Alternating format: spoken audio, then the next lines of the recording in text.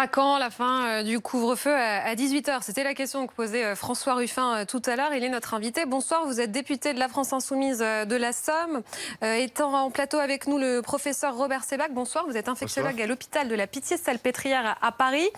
Bonsoir François Ruffin. Le président vous a répondu en quelque sorte, puisque l'information ce soir, c'est qu'il se donne 8 à 10 jours pour trancher. Il dit dans 8 à 10 jours, on y verra plus clair sur l'épidémie. Pas de décision d'ici là.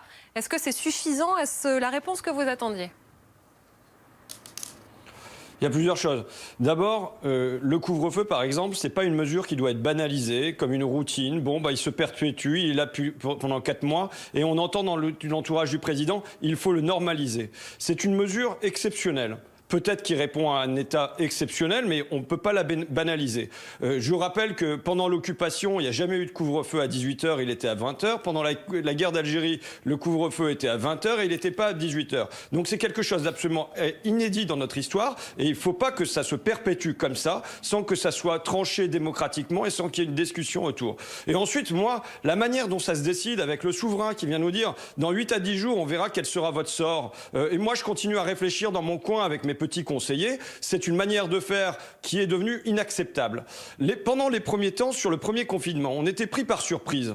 Et là, on pouvait se dire, bon voilà, on agit dans l'urgence et on pouvait accepter cette manière de faire. Aujourd'hui, que ce soit le chef de l'État tout seul avec un conseil occulte qui vient décider des mesures qui seront prises pour les étudiants, pour le sport des enfants, pour les commerçants, notre voisin à côté là qui fait de la sono et de l'éclairage qui dit, bon voilà, pour moi ça peut plus durer, je peux plus tenir, est-ce que je dois mettre la clé sous la porte? Je suis en train de bouffer ma trésorerie malgré les aides que je reçois. Ça peut pas être des décisions qui reposent entre les seules mains du souverain. Donc en fait là, pour moi, il y a une absence de stratégie. Il n'y a pas de lumière qui est allumée dans le tunnel. Et pour moi, ça c'est lié à une absence de discussion démocratique avec les acteurs qui pourraient être directement concernés.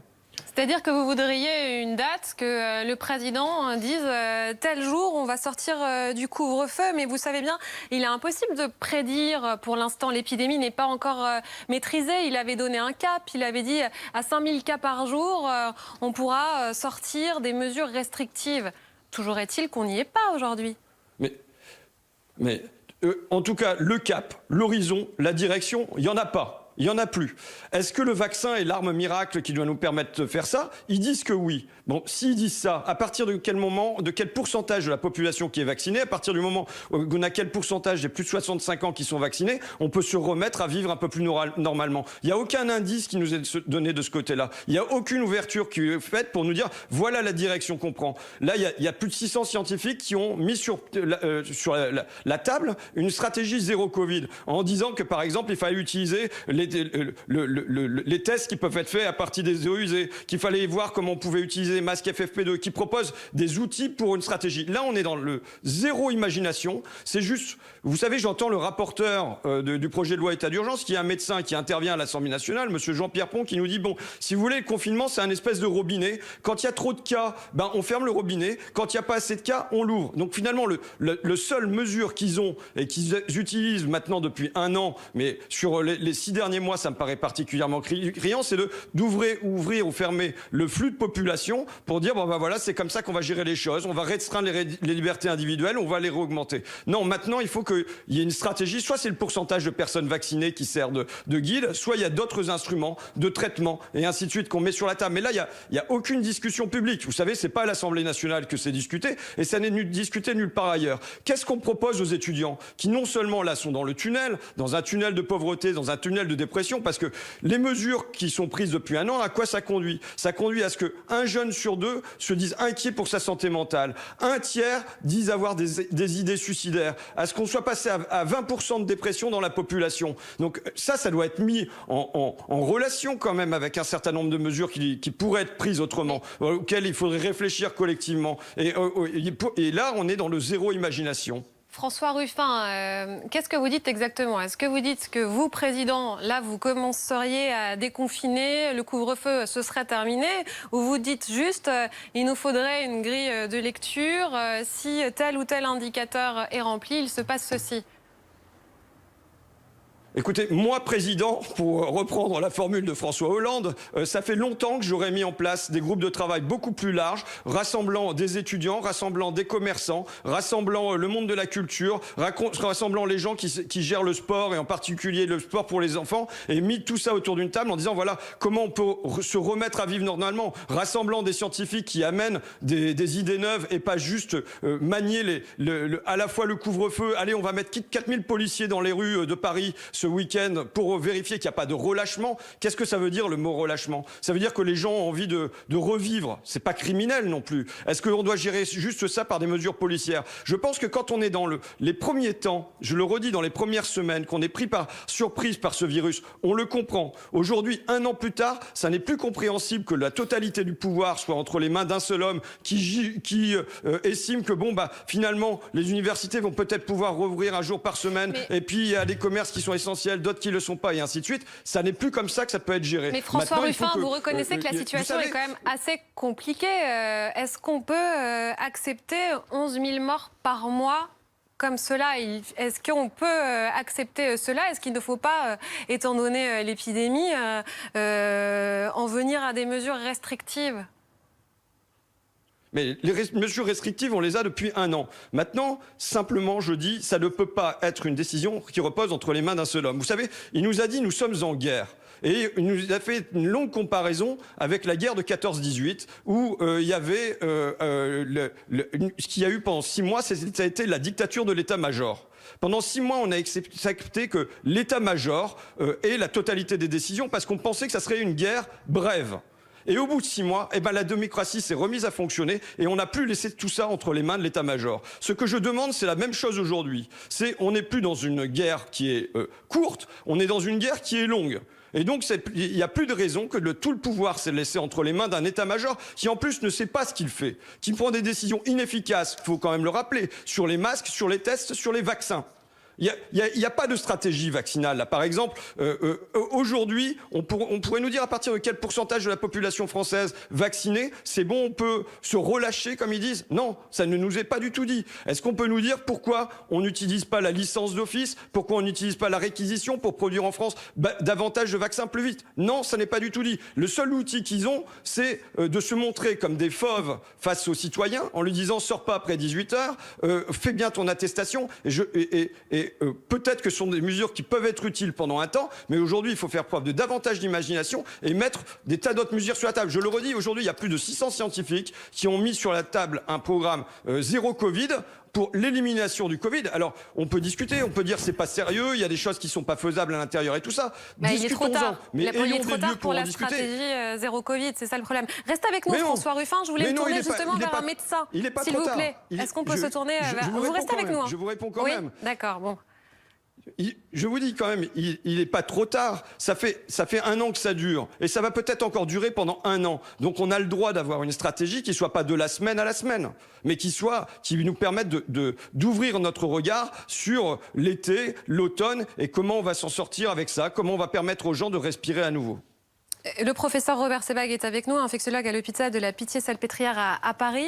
Bonsoir, professeur. Docteur, mais c'est bien docteur, la promotion. Essayons d'être... Oui, je ne sais pas, c'est écrit sur ma feuille, j'avais envie de... C'est pas grave, professeur. Essayons d'être optimistes. Si jamais on va vraiment, dans 8 à 10 jours, vers un scénario de desserrement, il ne faudra pas le rater, ce déconfinement, je ne sais pas comment on peut l'appeler, ce découvre-feu, ce sera crucial à ce moment-là. Bonsoir, monsieur Ruffin. Il y a des mots interdits. Confinement et déconfinement, on a de plus en plus peur de les prononcer. Moi, j'ai regardé la situation en Moselle et la situation à Dunkerque. Quand on voit qu'en Moselle, par exemple, et je n'ai pas été le seul à le dire, vous aviez 300 cas de variants. Et comme on n'est pas très bon en séquençage, on a dit sud-africain ou brésilien, alors que c'est pas pareil. Dunkerque, variant anglais, 80%, avec des taux d'incidence, parce que le gros problème, c'est l'hétérogénéité, avec des taux d'incidence qui étaient à 300, 400, 500. Et là, on n'a pas modifié les vacances des enfants, alors qu'à 5 jours, on aurait pu dire on ferme les écoles. On a apporté 2000 doses, qui étaient un peu ridicules, de vaccins. Et on n'a pas confinés, entre guillemets, au niveau territorial. Alors, quand je vois cette situation, si vous voulez, quand nous voyons cette situation, on dit, bon, ben, on confinera plus jamais. Parce que si là, on ne prend pas des mesures radicales, on n'en prendra jamais. On n'en prendra jamais, on en prend très très peu. Monsieur Ruffin a raison de parler des eaux usées. On a vraiment un outil exceptionnel. C'est le projet Aubépine qui permet, si vous voulez, même d'anticiper l'arrivée de l'épidémie, l'arrivée de contamination. On sait qu'à Marseille, les pompiers font un super... On peut arriver à isoler une ville, une maison, un quartier, un village. Et là, on pourrait... Alors là, il y a des mesures. On pourrait tester tous les endroits où on a trouvé l'ARN viral dans les eaux usées. On teste tout le monde. Et là, on isole activement. Ce qu'on n'a pas fait. Moi, j'ai fait des notes là-dessus. Alors, on a apporté en Moselle, on a demandé aux pompiers de Marseille de venir pour faire un petit peu au niveau des eaux usées. Alors après, dès qu'il a fait froid, on a dit, oh là là, il fait froid, les gens vont être chez eux, ça va être extrêmement, extrêmement dangereux parce qu'en milieu clos, c'est pas ventilé. Et là, il fait beau, oh là là, il va y avoir un relâchement, mais les gens vont sortir, donc il faut voir aussi le côté positif des choses. Et puis, là où il y a vraiment un problème, et nous on le voit avec nos patients, il y a un problème d'acceptabilité des mesures aujourd'hui. Et donc ça doit être pris en compte. Je veux dire, les problèmes, si vous voulez, de dépression, d'anxiété, d'insomnie que nous voyons, ils sont de plus en plus importants.